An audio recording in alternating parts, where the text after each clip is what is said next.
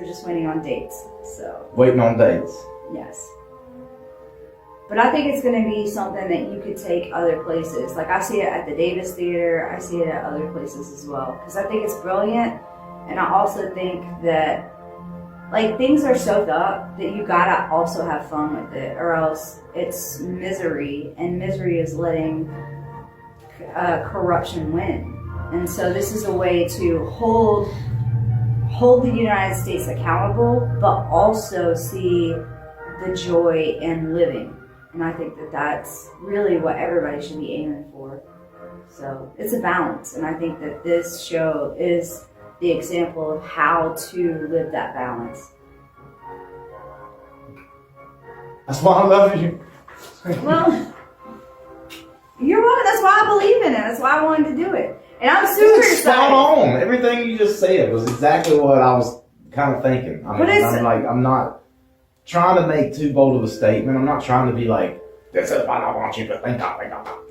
Yeah, but I'm also like super excited because like everybody has their own favorite decade.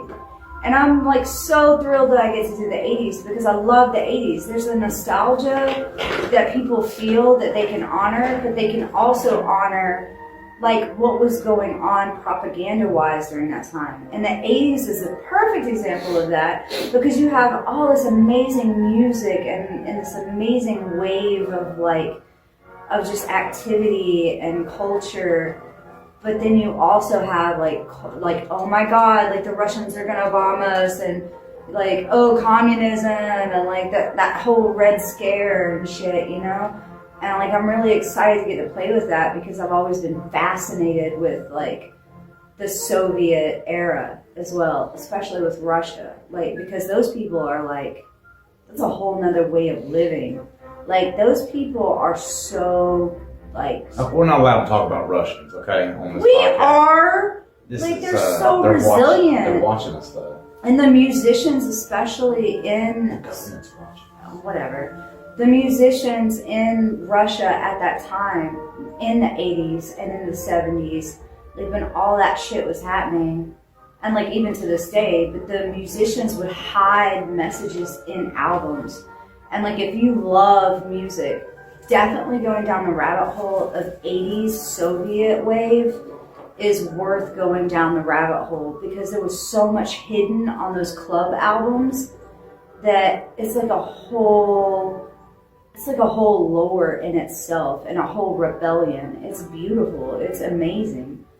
Like, but there's also like things that came out of that era that are worth like looking at, like when it comes to resiliency and it comes to like organization and surviving something that is brutal, you know?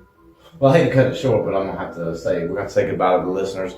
I appreciate y'all coming out and listening. This is one of many to be soon podcast things happening right here, and we hope you come join us next time.